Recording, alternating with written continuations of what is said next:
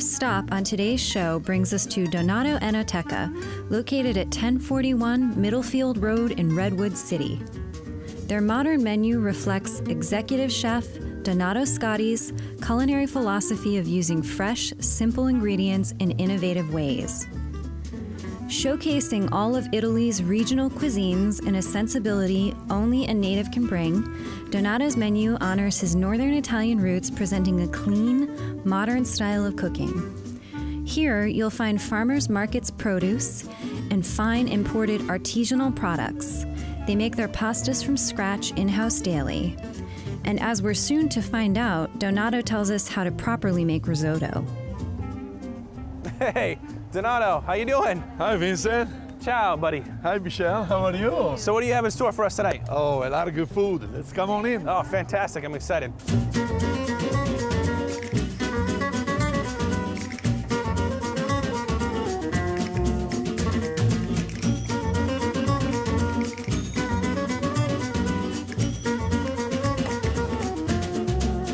Here we go.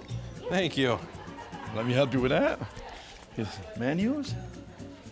Thanks, Donato. You're very welcome. And I guess I have the honor of sitting down with you tonight. Yes, you do. This looks fantastic. Well, we just happened to be here on the first day of the restaurant week for Redwood City, so. What is that? Tell me about it. Yes, as I said, it's organized by the Downtown Business Association, and they encouraging to have people come out to downtown Redwood City by having a number of restaurants offering a set menu, where we designed this menu to be a little bit different from what we serve on a regular basis. We still, try to design it around what's available in season, so we have a little semi-freddo with strawberries on, and we have an artichoke flan, which are in season now, and then we have a little bit of rabbit with some house-made pasta. Fantastic. Sounds Wow, delicious. that's beautiful. Absolutely. Yeah. Before Donato tells us more about his restaurant, we order drinks from the bar. Vincent orders an apple rose. And for myself, Donato recommends a Negroni. It's equal parts gin, vermouth, and Campari. And it's a classic way to start at a meal. It's an aperitivo that you'll find in Italy, particularly in the north. It's stirred, it's not shaken, and typically it's served on the rocks.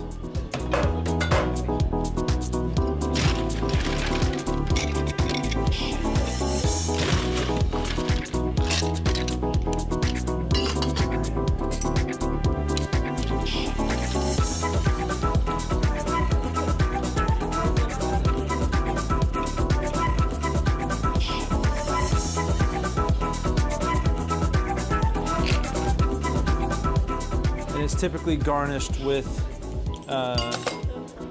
orange zest.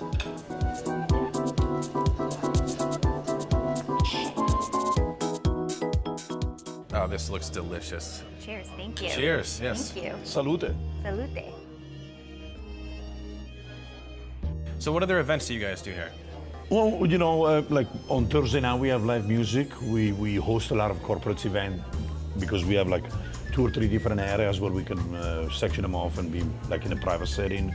And also we do like a large wine tasting once a year in December where we bring in like 100 different wines, and people come in on a Saturday afternoon and just start drinking and eating. We make awesome. a whole pig. Is a lot of the stuff on the menu here is very traditional, or is this a little more contemporary? I would say that, yeah, it's a little bit more on the contemporary, but we don't forget where we come from. So you want to incorporate some of the traditional stuff.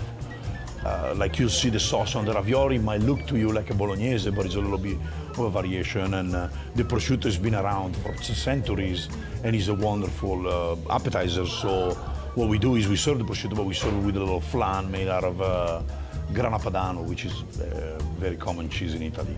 So, we try to add a little spin to what the traditional and clean flavor dishes that we want to present to the customers. So where in Italy are you from? I come from a town called Bergamo, which is the first town east of Milan, if you travel from Milan to Venice. And I moved here 20 years ago, actually. But, you know, I make it a point to go back. You go back regularly, huh? Oh, yeah, visit. You gotta go visit the mom. Yeah. You know?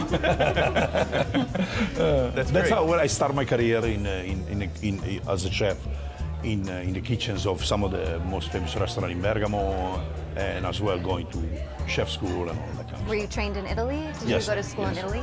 Oh, wow. That's great. As we said before, this is a very good representation of like central south of Italy, very clean flavors, grilled, fresh local calamari with a little bit of bianchi di Spagna that are tossed with a little bit of spring onion.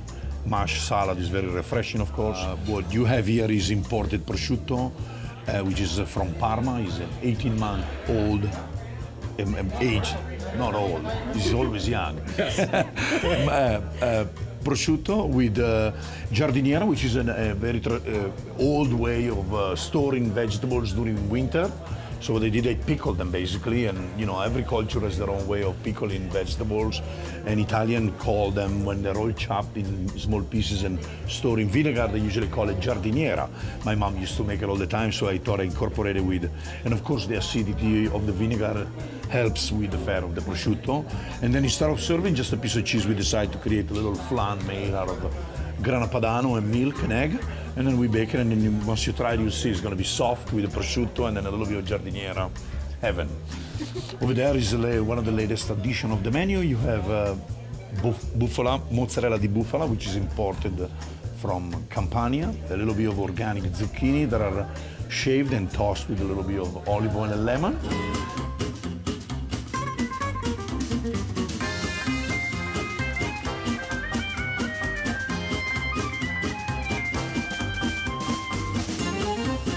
That's about it. A little brush of basil on the side, basil sauce, and some fresh tomato, and there you go.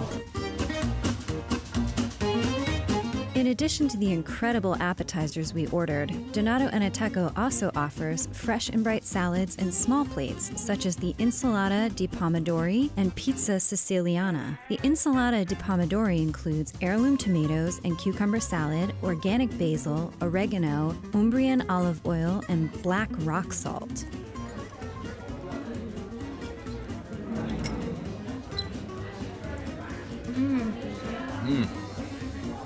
Fantastic. Nice and tender, delicious. So light. Makes me happy. It's delicious. Tell us a little bit about the wines that we're going to be having. Well, you know, this is a white wine that comes from the Friuli region. It's called Zuani Vigne. It's a blend of grapes that are local grapes from Friuli.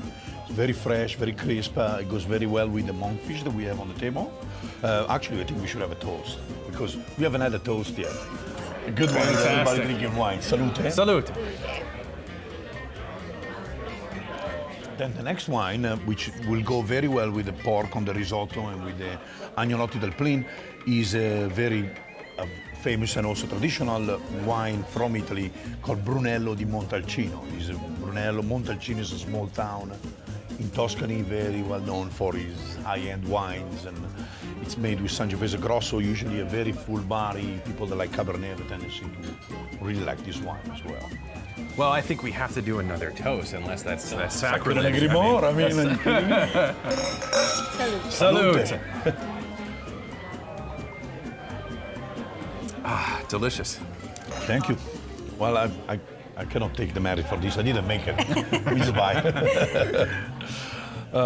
So here, there is the monkfish made ossobuco style because it's got a bone in the middle, and is pan roasted, served with a little bit of fregola, which is a pasta that instead of being air dried is actually toasted on stone, and it's typical of Sardinia, which is the island off of the west coast of Italy. And it comes with a little bit of the cherry tomatoes and some roasted fennel.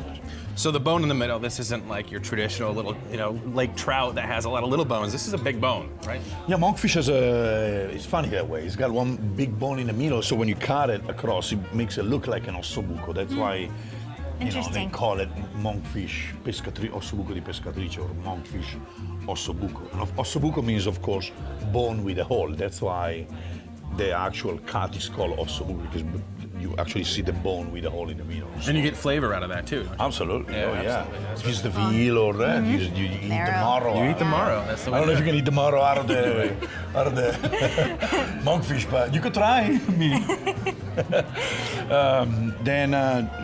This one is a traditional dish from Piemonte, and it's called agnolotti del Plin. They're filled with pork and veal, and the sauce is made with pork and veal as well. Those ravioli are, all of our pasta actually are made in-house.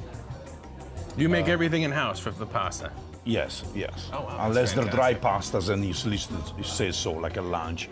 But all of the pasta in the menu are... Ravioli, everything? The ravioli, tagliatelle, fogliate, bigoli are all stuff that we make in-house daily, actually. And then, of course, I think, it's one of my pride because I love risotto, but is risotto with the pork belly. The risotto is carnaroli, it's not your arborio.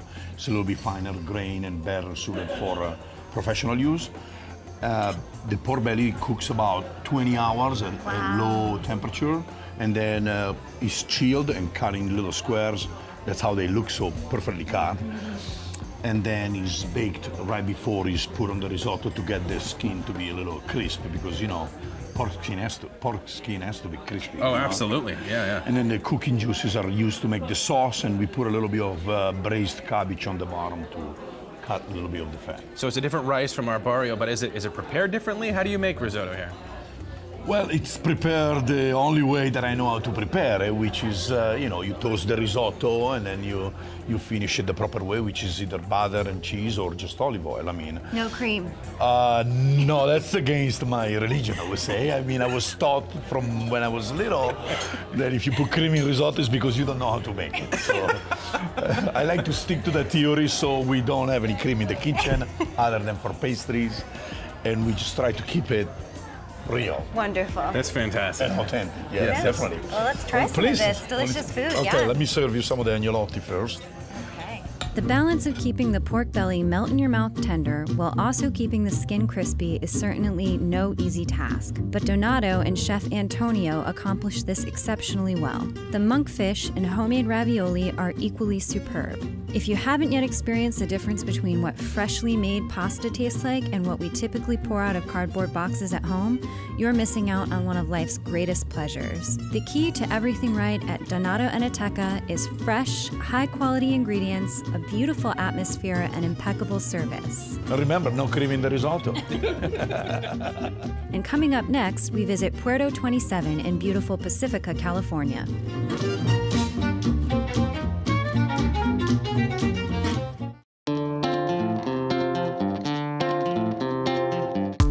Thank you for tuning in to Table for You on Penn TV.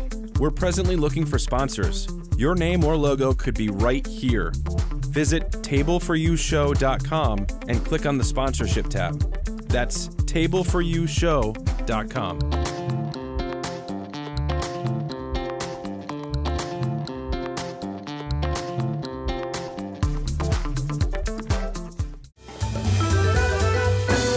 Location in the restaurant business is so important that anyone in real estate will often repeat the word 3 times for added effect.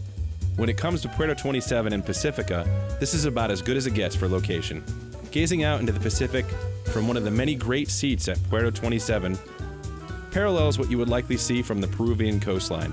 This adds to the total experience at this Peruvian kitchen and Pisco bar. Owned and operated by father-son duo, Julio and Jose Calvo Perez showcase traditional Latin American dishes with modern twists. Peruvian cuisine is up and coming in the food world, and Puerto 27 is definitely a destination for the gastronomically inclined.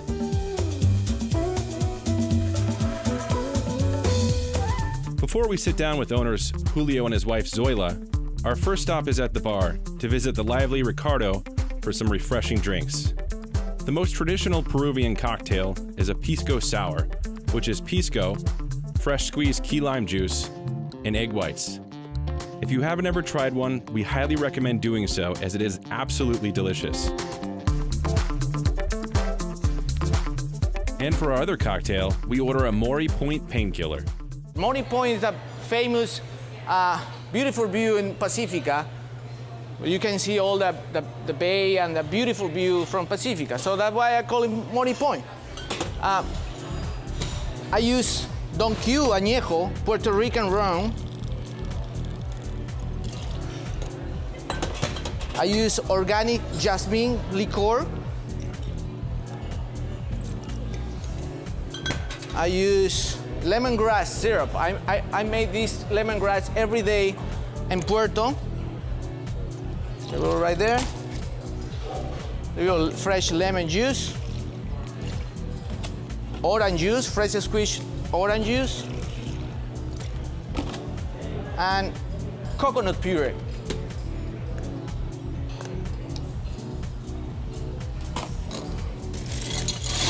So fresh ice right there.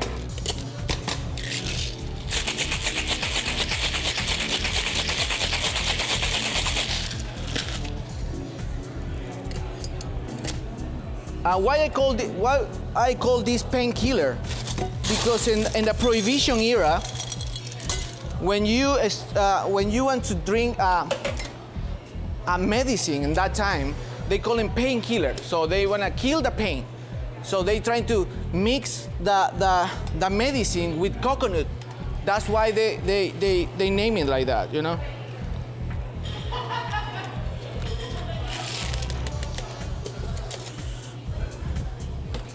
So for finish this, I use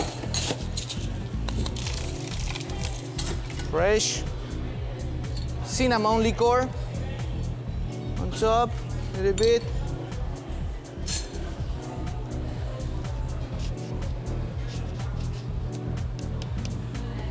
Nice orange fresh set, and the best part of the cocktail is the umbrella. Yeah, umbrellita and that beach. Cheers. There we go. Drinks in hand, we sit down for a conversation with Julio and Zoila, where they begin by explaining what Puerto 27 means to them. Puerto 27, one of the new restaurants we opened like 2 years ago. We're doing the 27 means for us flat because we have a kid, Julio, my junior. He passed away like about 22 years ago. He was 17.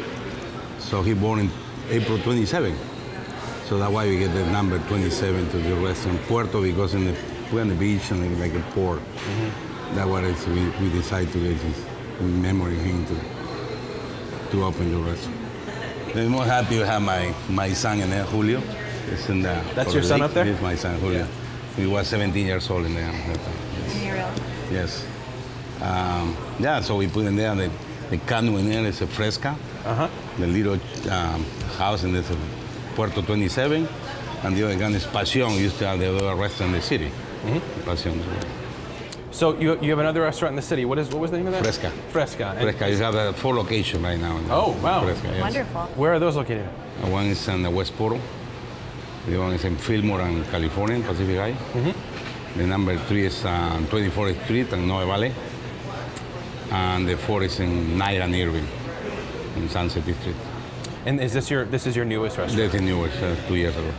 And now your family is all closely involved in the management and yes, right, my son Ivan is manager in the restaurants. He's involved in the program, wine program and liquor and the alcoholic beverage. My wife, for sure, is manager with me, so she's my life. You know, without her, I don't think I can do anything. And my son, the other son, Ivan, Jose, is executive chef. And my little baby, she's 20 years old right now. She's prepared right now to be in the business very soon. She's preparing for it. She's in college right now. Yeah. She has no choice. Yeah. She's going out in the food business. She loves it. She loves to cook too. Yeah. Oh, great. She has great influence. Thank you. Awesome.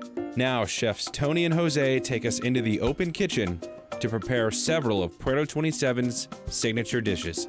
Hey, welcome everybody, and today we're going to make a calza. Calza is a traditional Peruvian dish made with a yellow potato, infused with ají amarillo, lime juice, salt, a little bit of oil. And the ají amarillo are Peruvian yellow chilies, really spicy, the most popular Peruvian chilies. These are what they look like. So we basically puree these with a little oil, salt, lime juice, infuse that into potato. And we get this final product, this beautiful mash. And this is our base for our causa dish, okay? And our causa, we're gonna top with different salads. So we're gonna start with the Dungeness crab. It's got some red onion, yellow chilies, fresh yellow chilies diced, some cilantro. Always garnished with avocado.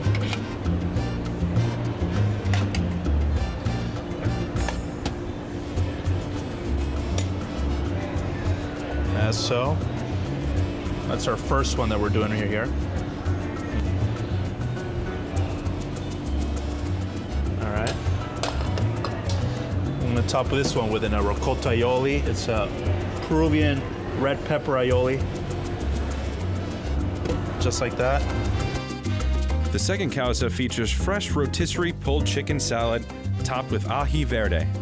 Next, a Russian salad featuring diced beets, carrots, peas, and apple tossed with yellow chili aioli. And finally, fresh chopped ají tuna, lime juice, and yellow chili topped with an olive aioli. All of these are garnished with crispy sweet potato chips for an added textured crunch. Now you can order each of these causas separately or get the sampler like we did. Other fantastic appetizers and small plates at Puerto 27 include ceviches, pucasana, which is ocean trout served sashimi style with passion fruit puree, and anticuchos, which is a very traditional Peruvian street food. Okay. Nice.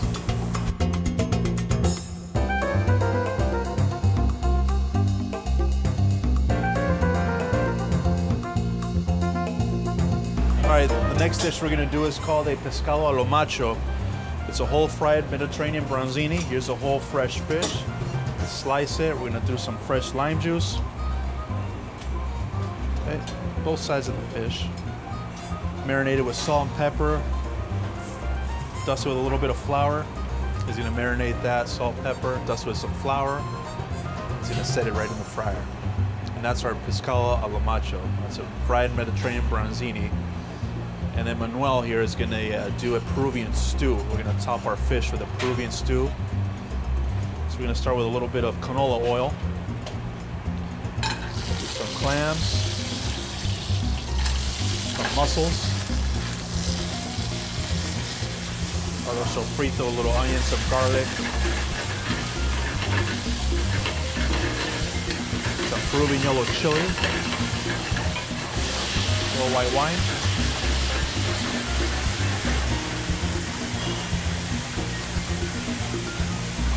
A little bit of cream. Give it some butter, a little bit of body, creaminess. We just added some little salt and pepper. Get that cooked down a little bit. Reduce it. It's crispy whole fried bronzino. We're gonna top it off with our Peruvian stew, Peruvian seafood stew. That is a really popular dish here at Puerto 27. Really delicious fresh seafood. Nice creamy broth over the fish. It's a fantastic combination of flavors and textures. And this is our pescado a lo macho.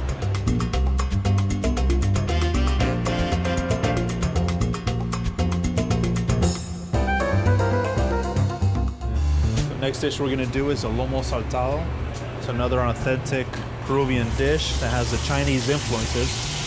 Lomo meaning the steak, saltado meaning tossed in the pan. Gotta get our pan really, really hot. Put a little bit of canola oil. Throw our steak strips inside. We're using nice sirloin, certified Angus sirloin steak strips. And you want to get that fire in the pan because that's also part of the flavor. You want that smokiness, kind of like a Chinese Asian wok. So you're stir frying your steak. You're gonna throw in some red onions. Just simple seasoning, salt and pepper, not doing too much. But again, the pan has to be really, really hot. Then we're gonna add some fresh tomatoes.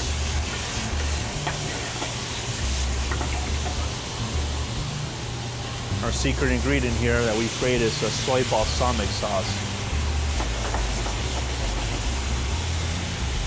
Include that into the dish and let that cook down a little bit. We're gonna add some fresh chopped cilantro.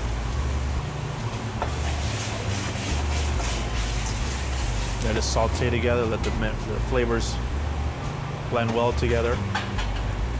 And that's a simple dish, very authentic. Nice, fresh French fries on top. Mix that together. We have our lomo saltado. Always served with fresh fried rice. A little bit of side of rice. That's our lomo. Delicious, very good.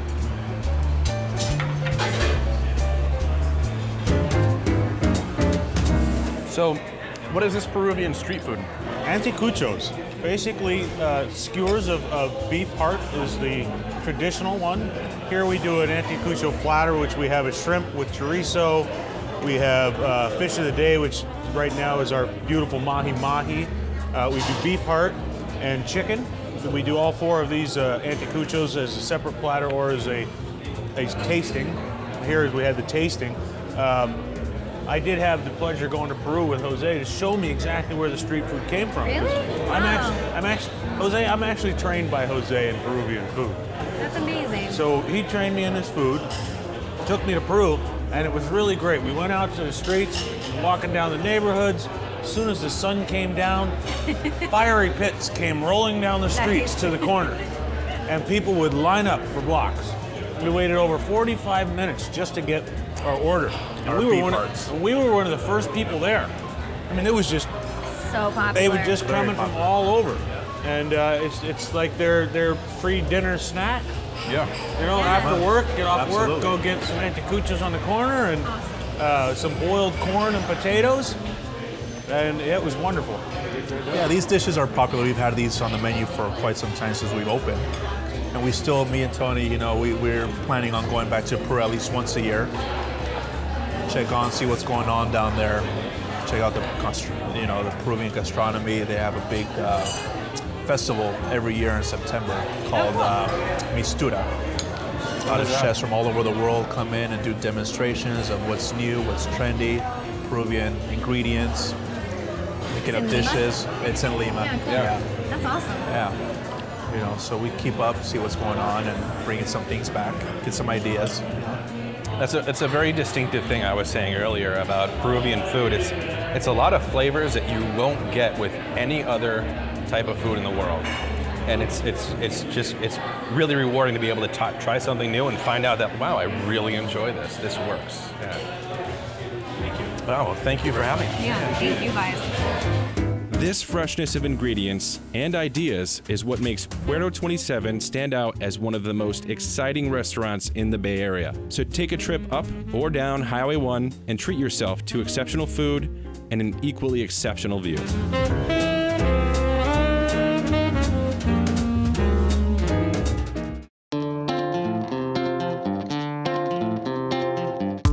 Thank you for tuning in to Table for You on Penn TV.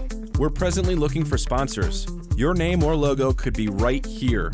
Visit tableforyoushow.com and click on the sponsorship tab. That's tableforyoushow.com.